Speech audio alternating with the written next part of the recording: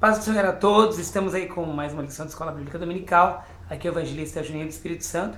Eu agradeço a você que tem curtido os vídeos, tem divulgado, tem feito seu comentário. Muito obrigado a todos vocês do Brasil todo que têm participado conosco dos vídeos da Escola Bíblica Dominical. E também de fora do nosso país também o pessoal tem participado.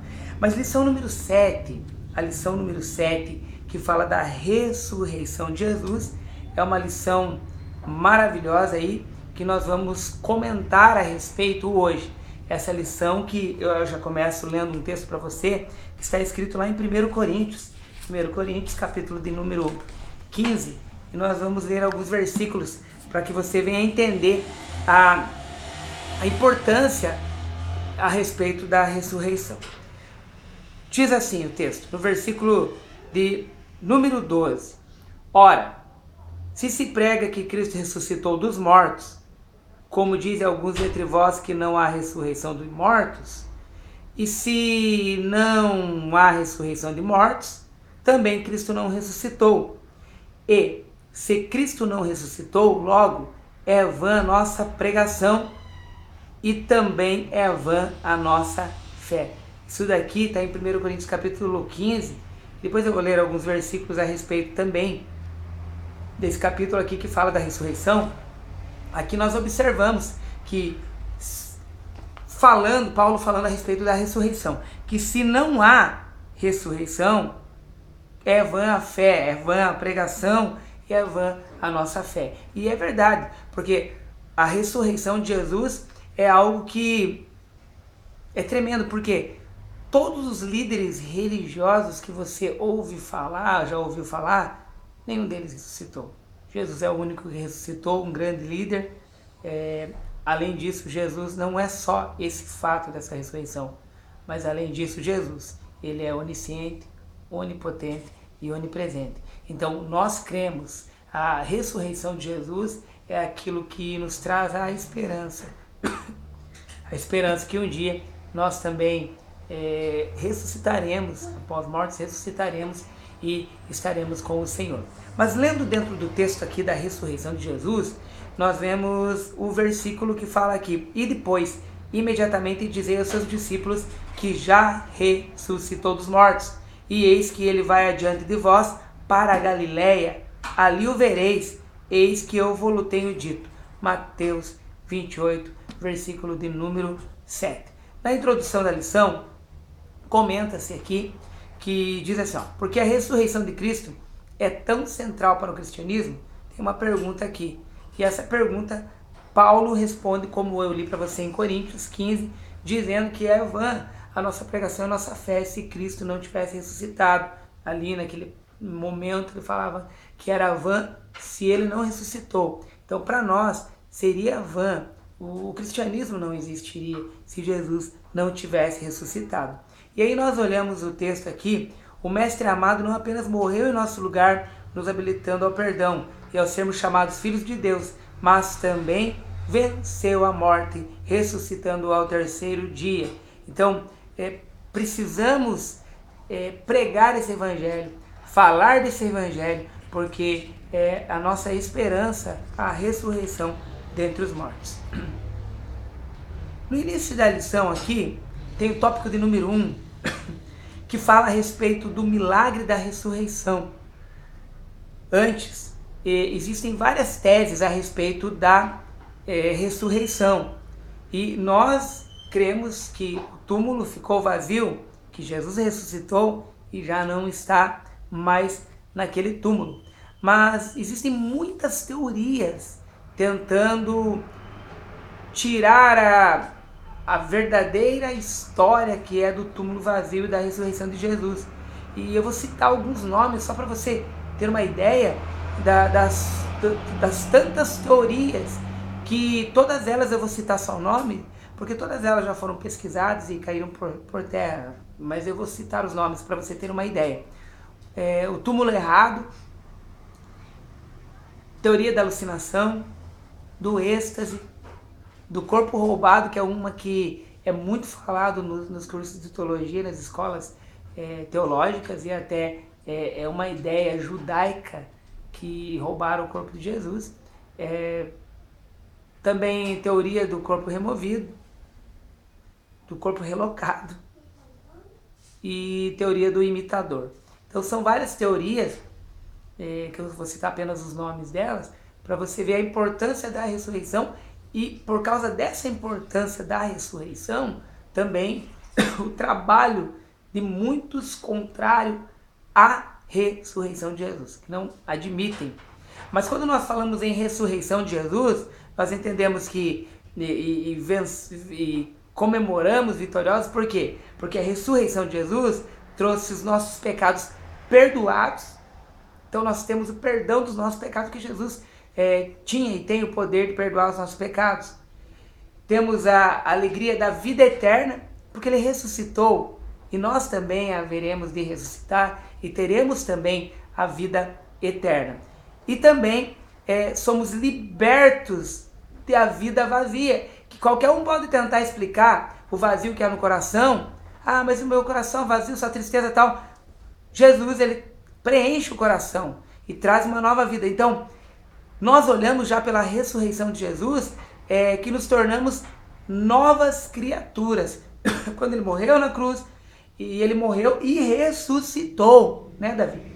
Jesus ressuscitou ao terceiro dia, Ele vive, está à direita do Pai. Então nós queremos um Jesus que não é um Jesus das historinhas que o pessoal conta por aí, que eu tenho pregado ultimamente, do Jesus que é o amiguinho do final de semana, que você, adolescente, às vezes fica de mal com Jesus. Ah, estou de mal porque Jesus fez isso. Não, Ele é poderoso, Ele morreu, mas Ele ressuscitou. Tem todo o poder que foi dado no céu e na terra para Ele. Tópico de número 1 fala do milagre da ressurreição. Dentro do milagre da ressurreição, aqui dentro do comentarista, ele diz assim: a ressurreição é um tema presente ao longo da Bíblia. O Antigo Testamento apresenta o filho da viúva. E aí ele cita vários textos: o filho da viúva, o filho da sunamita, o homem que foi encostado nos ossos de Eliseu. Até depois, na descrição, eu vou postar esse vídeo, se vocês quiserem hoje. Estou vendo se meu amigo Tony, que Tony lá vai postar, se não for o Antônio Cláudio, que é o Tony, se não for ele vai postar, vou pedir para o Gabriel Mustafa postar. E depois disso, amanhã à tarde, eu vou estar colocando na descrição embaixo estes versículos para você que não tem a lição de escola dominical, que fala aqui do homem que foi encostado nos ossos de Eliseu, e fala do Novo Testamento, do filho de uma viúva, da filha de Jairo, de Lázaro, de muitos santos depois da morte de Jesus, de Tábita, de Eutico. Mas a ressurreição de Cristo tem um caráter especial. Ele mesmo havia prometido tanto a sua morte quanto a ressurreição, e continua vivo até hoje. Daí fala aqui, também dentro dessa lição, antes de eu fazer mais um comentário que eu quero fazer aqui, diz assim: muitas causas ao longo da história da humanidade têm os seus mártires. São homens e mulheres que deram suas vidas para que uma mensagem fosse propagada. E com Cristo, mas com Cristo algo bem diferente aconteceu. Ele morreu, mas ressuscitou. Seu sepulcro está vazio. Então, a ressurreição de Jesus é um milagre tremendo. Então, que não teria uma explicação lógica, assim, natural, que as pessoas, por isso, duvidam e não acreditam no poder do Filho de Deus, no poder de Jesus Cristo. Aí diz também, lá na frente, o plano divino de redenção da humanidade está no madeiro. Triunfou sobre a morte ao terceiro dia. A cruz não venceu Jesus, ele venceu a morte para todo sempre. João 19:30, Lucas 24, versículos 5 e 6. Só que eu quero dizer para você aqui também sobre a importância do milagre da ressurreição. Muitos, eu faço uma pergunta aqui: quem morreria por causa de Jesus Cristo? Quem morreria por causa desse milagre da ressurreição? Esse milagre que, já falei várias vezes, a ciência, ela tenta explicar, e não tem como explicar para você colocar num laboratório, mas nem a ciência pode negar a historicidade de Jesus Cristo. A história, que daqui a pouco eu vou citar alguns pontos históricos aqui, que você vai entender, pelo menos parcialmente, para você compreender que o laboratório não consegue explicar. Mas temos a ciência dentro da história. A história é uma ciência, a arqueologia é uma ciência que pode explicar muitas coisas e muitos fatos que são descobertos, têm sido descobertos, que simplesmente demonstra e responde aquilo que está na Bíblia Sagrada. Mas quem morreria, é a minha pergunta, quem morreria por Jesus? Pois olha a lista. Pedro, chamado de Simão, foi crucificado. André foi crucificado. Tiago, filho de Zebedeu, foi morto à espada. João, filho de Zebedeu, teve morte natural. Mas Filipe foi crucificado. Bartolomeu foi crucificado. Tomé foi morto por uma lança. Mateus foi morto à espada. Tiago, filho de Alfeu, foi crucificado. Tadeu foi morto por flechas. E Simão Zelote foi crucificado. Então você vê, quem morreria por alguém ou por uma falsa verdade, por uma mentira? Quem morreria? Então nós vemos no tópico 2 aqui, as testemunhas da ressurreição. Vários testemunharam a ressurreição. Mas a pergunta que eu bato na tecla, quem morreria por uma falsa história? Eles não morreriam. Eles viram, eles participaram, eles foram testemunhas oculares.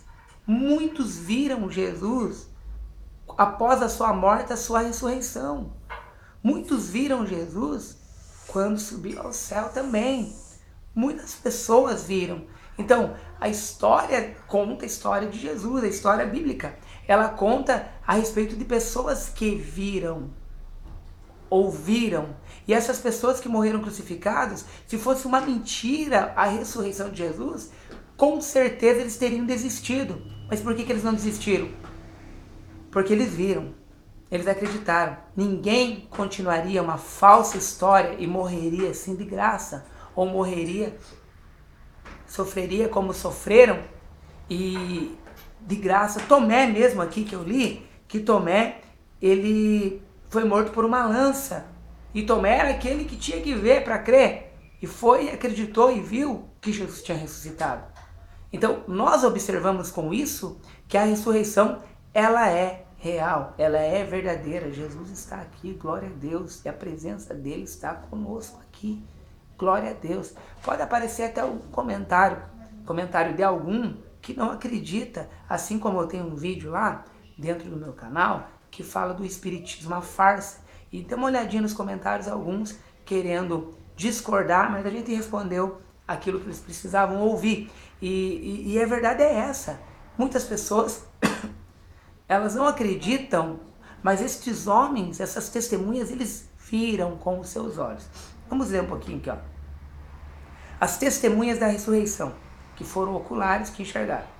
Como provar algo tão maravilhoso e sobrenatural? A forma mais eficaz é atentar para os que testemunharam a ressurreição e se encontraram com Jesus ressurreto no dia da ressurreição.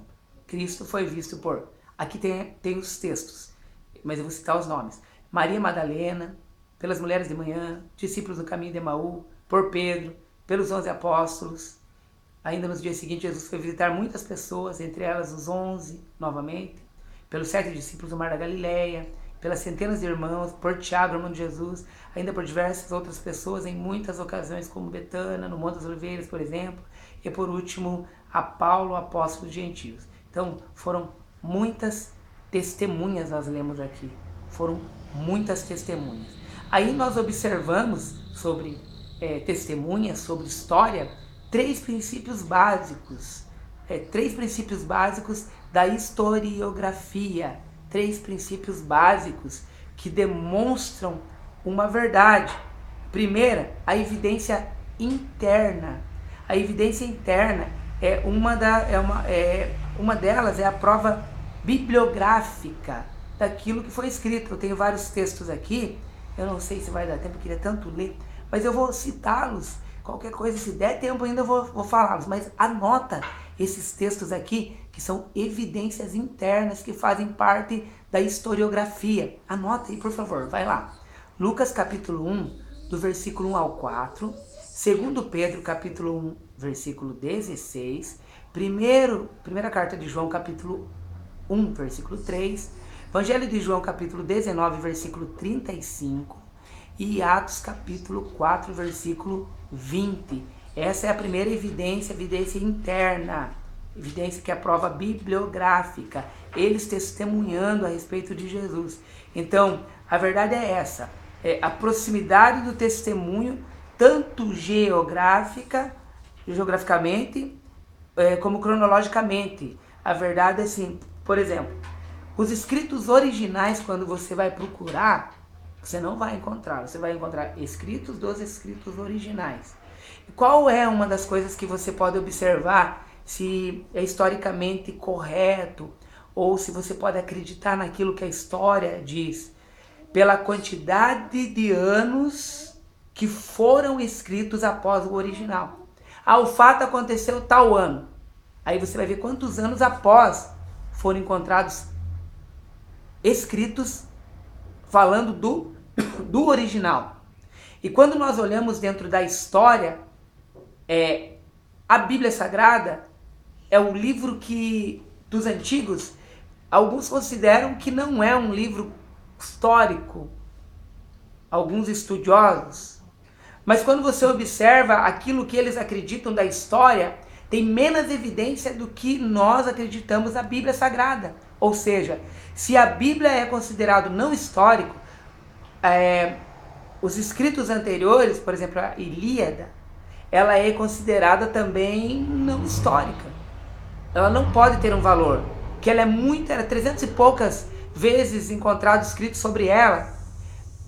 Para a Bíblia Sagrada no Novo Testamento, mais de 20 mil cópias dentro da história. Então aí você observa. Por que eu estou falando de história? O que tem a ver? Tem a ver porque nós estamos falando da ressurreição de Jesus. Da ressurreição de Jesus. É claro que você que é crente, lavado e remido do sangue de Jesus, você que acredita, você que é cheio da presença do Espírito Santo aí, você sabe que nós podemos sentir a presença do Espírito Santo aqui, como você está sentindo aí. Não é algo vazio.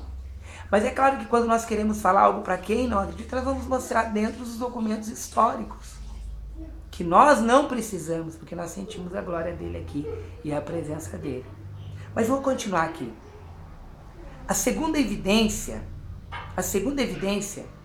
da historiografia é a evidência externa. Vou citar uma delas aqui. A arqueologia. Estão descobrindo tanta coisa aí e demonstra escritos de outras pessoas demonstrando a evidência que Jesus viveu, Jesus nasceu geograficamente, tudo, a história, as línguas, a linguagem que foi usada na época e tudo mais, tem sido descoberto e comprovando. Essa é a evidência externa.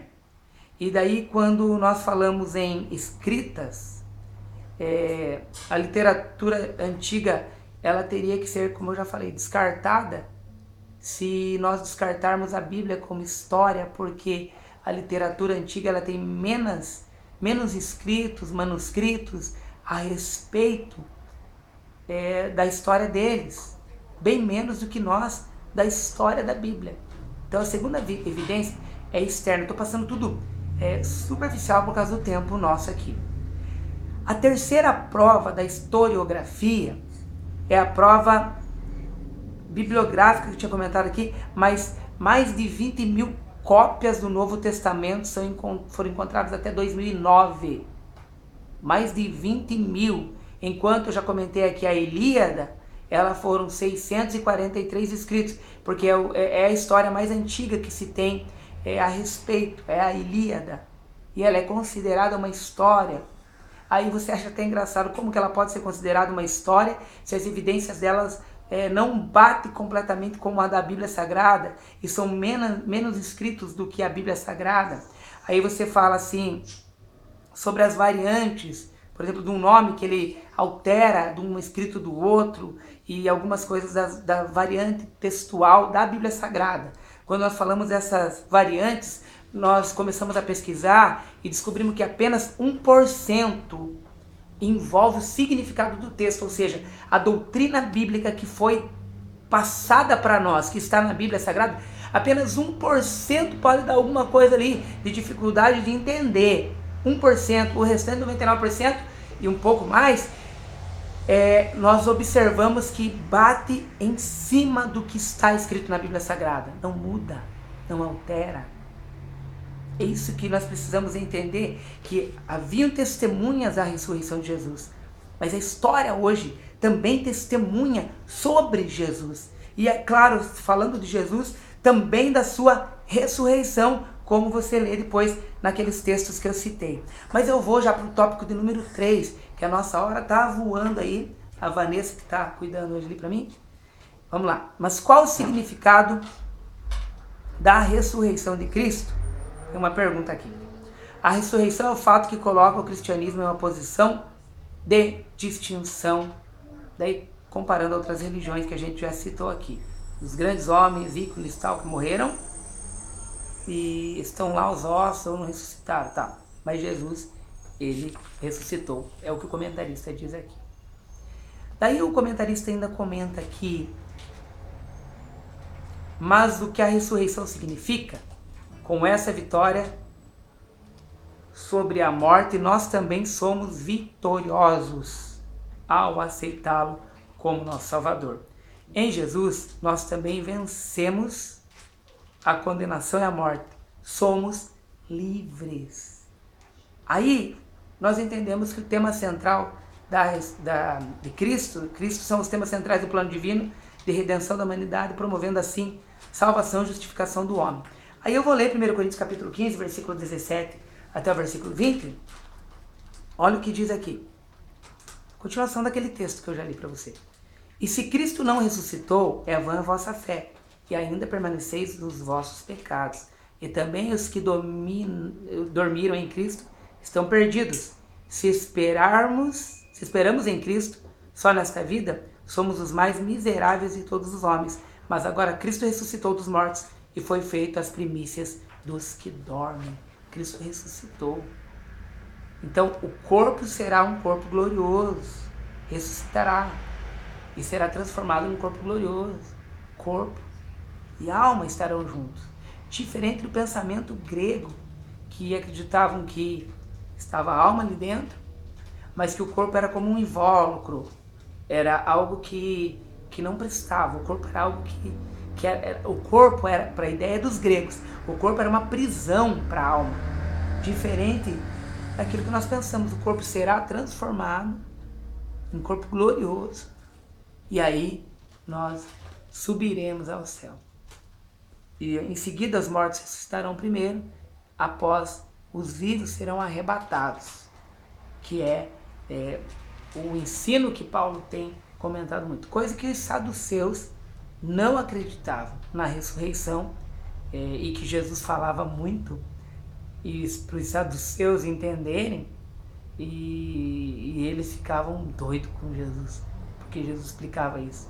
E Paulo explica também muito bem, e principalmente para o povo de 1 Tessalonicenses, 2 Tessalonicenses aí, ele fala muito a respeito para aquele povo lá, a respeito da ressurreição dos mortos e da salvação, que os vivos seriam arrebatados e quem morreu, que eles acreditavam que não teria salvação, quem morreu seria novamente, ele ressuscitaria. E Jesus demonstra, Paulo falava isso porque Jesus demonstrou, ele sendo a primícia dos que já dormem, ele ressuscitou, e essa esperança alcançaria o povo lá de Tessalonicenses, e alcança-nos também. A ressurreição é algo importantíssimo para a nossa vida. E em Coríntios 15 ele fala justamente isso, da importância da ressurreição, da importância para a nossa vida, porque senão a nossa fé, a nossa pregação seria vã. Bem, em seguida fala aqui, vamos anunciar a todo mundo que Cristo morreu por nossos pecados, mas ressuscitou e vivo está. Ele está vivo, está à destra do Pai e está intercedendo por nós. E um dia ele virá buscar sua igreja e um dia julgará a todos. Tópico 4, já estamos encerrando. Quero mandar um abraço lá para o Márcio também, professor Márcio. A descrição do canal dele vai estar, na minha descrição vai estar o canal dele ali também, para você acessar, tá bom? E quero mandar um abraço pro Juari, pro irmão Luiz e o irmão Juari, lá do Correio. Eles falaram bem assim, Juninho, manda um abraço pra mim lá. Daí eu falei, mano. Daí o Luiz falou, quer ver que ele vai colocar no final? Daí eu falei, boa ideia, vou colocar o abraço no final para vocês me contarem se assistiram. Né? Então é isso, vamos lá. A você 2 convites. Ao tomarmos conhecimento de tão maravilhosos fatos, nos sentimos totalmente inundados por uma vontade em viver uma intimidade maior com o nosso Mestre amado. Como resistir a tamanho gesto e tão magnífico feito? Sim, ele morreu e ressuscitou por cada um de nós. Mas ele sofreu na cruz do Calvário, que a lição anterior nós falamos sobre isso, mas ele ressuscitou. Ele ressuscitou e ele vive. E ele está à destra do Pai para nos salvar. E aqui no tópico 4 fala de 2 convites. Eu já vou direto para os 2 convites aqui que o comentarista diz aqui. O primeiro deles é o convite a aceitar a Cristo e a viver a redenção por meio do seu sacrifício na cruz. Então o primeiro deles é o convite a aceitar a Cristo e a viver a redenção por meio do seu sacrifício na cruz. Ao ser alcançado pela mensagem da redenção, o pecador tem a oportunidade de aceitar a salvação e pode ser chamado filho de Deus. Por que isso? Porque nós somos criaturas de Deus. Quando aceitamos a Jesus como Salvador, passamos a ser filhos de Deus. E esse é o primeiro convite para nós. Esse é o primeiro convite. O Davi está ali, daqui a pouco ele vai vir aqui. O segundo convite é a chamada feito pelo próprio Jesus no momento da ascensão, o ide. Marcos 16, versículo 15. Somos chamados por Cristo para anunciar a todo mundo as boas novas de salvação. Então, queridos, são esses 2 convites no tópico 4 que falam. Vamos falar de Jesus. Vamos falar do Evangelho de Jesus. Vamos falar a respeito do amor de Jesus. Vamos falar a respeito daquilo que nós acreditamos, daquilo que nós cremos. As evidências estão aí. Quando você procurar estudar, você vai entender as evidências de que Jesus ressuscitou e que Jesus está entre nós e que Jesus nos ama. Então coloca no teu coração hoje, a partir de hoje, faça um convite para alguém aceitar Jesus como Salvador. E eu faço até um apelo até para você. Eu não vou falar um desafio, não vou falar desafio. Vou fazer um apelo. Marca alguém também com esse vídeo aí. E marca alguém com o meu vídeo, marca alguém aí. Fala para ouvir a respeito de Jesus nesse vídeo aqui. Alguém que não aceitou Jesus como Salvador. Ou até alguém que está mais ou menos fraquinho na igreja. Marca lá. Eu quero dizer para você que ele vive. E que nós temos não só essas evidências históricas aqui, mas nós temos olhado e nós temos visto Jesus, nós temos sentido a presença dele, nós temos sentido a presença do Senhor Jesus, nós temos sentido a presença do Espírito Santo de Deus. E você que está com o teu coração vazio, venha falar com o Senhor hoje. E eu tenho certeza absoluta, certeza mesmo, que o Espírito Santo de Deus vai alegrar o teu coração. E vai mudar essa situação da tua vida. E a tua vida vai passar a ser diferente. Porque ele não ressuscitou por ressuscitar. Não. Ele entregou a vida dele na cruz do Calvário, morreu. E ele ressuscitou por nós. E ele ressuscitou por mim e por você. Jesus, ele está em nosso meio. E ele vai preencher o coração teu. Esse vazio vai sumir. Eu creio em nome de Jesus. Que Deus abençoe a tua vida. Antes eu quero que minha esposa mostre o rostinho que vai agora. Vou ter que mostrar. Vem mostrar aqui. A minha esposa vai dar um tchauzinho aqui que eu pedi pra ela, que vocês não conhecem ela ainda. Ela deixou o vídeo aqui, eu falando, imagine. Ô Davi, vai vir aqui, Davi? Também não quero ninguém vir aqui. Mas então tá bom. Deus abençoe tua vida. Deus abençoe você. Mostra o rostinho aqui, Vanessa.